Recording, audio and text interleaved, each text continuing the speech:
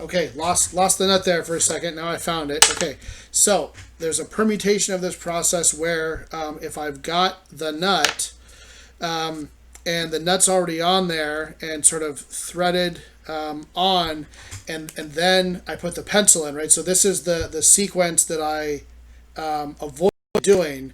So I would start like this and I would put the pencil in here, right? And then the whole thing would appear to be finished, except I have to cinch this down. That is an assembly process where all solid parts are in place as the last step.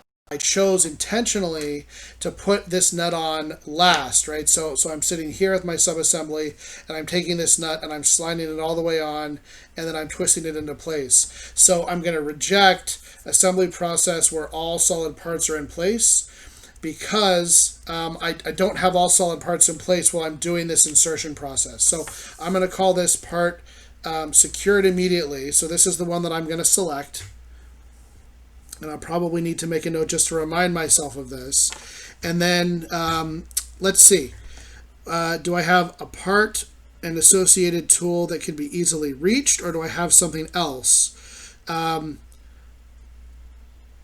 Let's see. Part and associated tool, including hands, cannot be easily reached to the desired location, or tool cannot be operated easily. Okay, so here I got to make kind of a judgment call, right? So this isn't too difficult to do, right? I can slide this on, and with my fingers here, I can sort of turn this, and it's not too bad.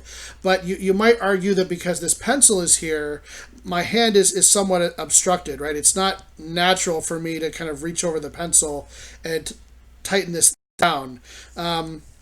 So I'm sort of inclined to say that I have an obstruction due to access, right? And that I can't just naturally, if this pencil wasn't here, I can't just naturally reach in and turn this the way that I want to. I've got to sort of navigate my fingers around the pencil.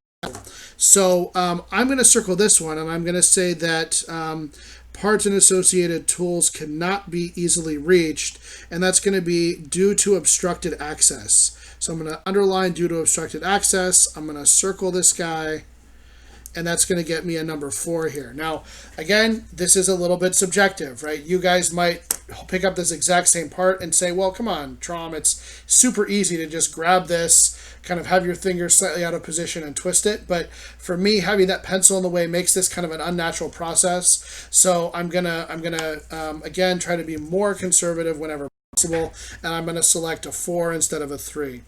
Okay, and I've got a screwing process, and so what are we doing? We are screwing and tightening immediately after insertion. Yes, so I'm going to circle this guy. And easy to align and position with no resistance to insertion. Yes, because I already gave myself a penalty here. I'm not going to take a double penalty here. And maybe another way to have done this would have been to say, okay, the part and associated tool, including my hands, can easily reach the desired location. Okay, yes, that would give me a 3. And then I might come over here and I might say, okay, this is not easy to align or position during assembly. And I might circle a 9. So this process, to be fair, could be a 3,9, or it could be a 4,8. And the difference is, if you look at these two times, is 8.5 seconds versus 8 seconds. But again, I want to be as conservative as possible, and so I'm going to select the slightly longer process, the 8.5 second process. And you can go back later on and run through this with assemblers and perhaps revise this, but picking the slightly longer process is more conservative, and so that's the one that I'm going to do. So I'm going to call this a 4,8 process. So I'm going to grab my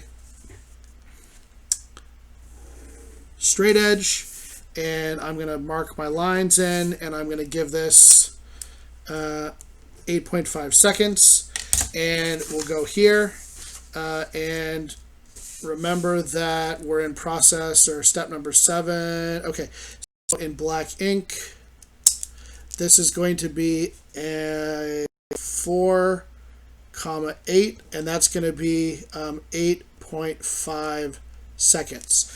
And I'm going to just leave a little note for myself to remind myself, whoops, there we go. 5 seconds. I did that all off the screen. There we go.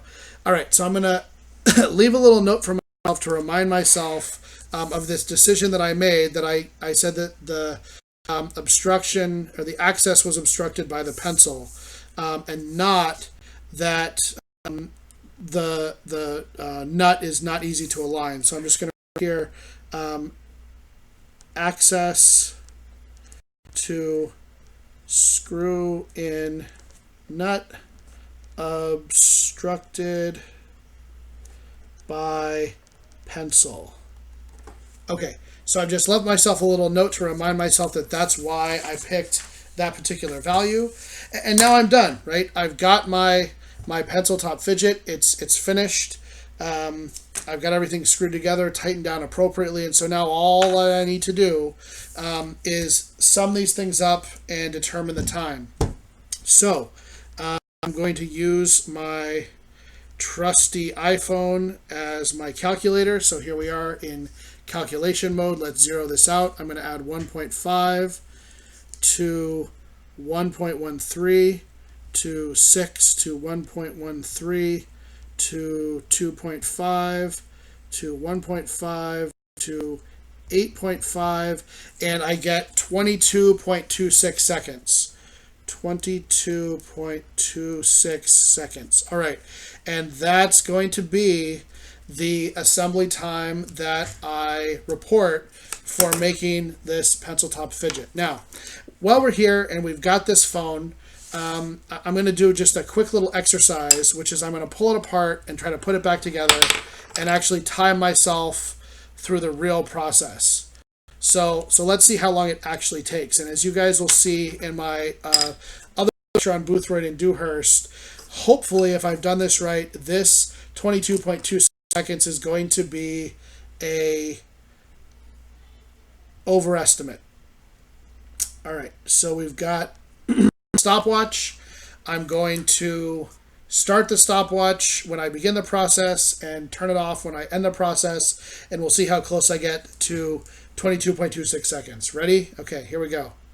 So picking this guy up, doing the insertion there, picking this guy up, putting him on, tightening him down. Oh, this is tough. Tightening him down. See, this is that obstruction that I was talking about. Tightening him down. Boy, okay, that was harder than it needed to be. Stop. Okay, 23.43 seconds, and that's because I got hung up here with tightening this guy down because of the obstruction of the pencil with my hand. So let's try that again. One more shot at it just to prove to you that this 22.26 seconds is right, or at least close. It's kind of embarrassing. All right, let's try this one more time. Ready? We're going to start. We're going to pick this up, thread him on.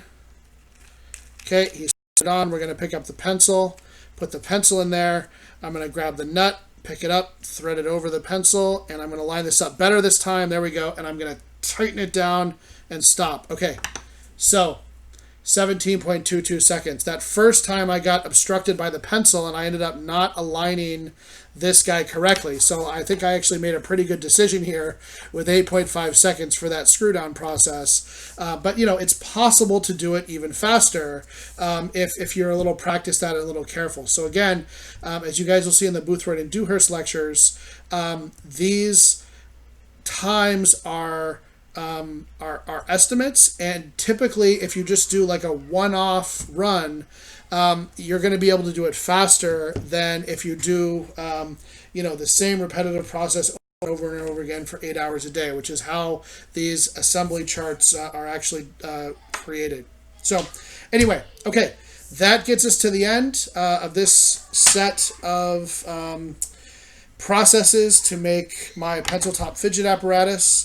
Thanks for your attention, and look forward to seeing you guys in class. All right, bye.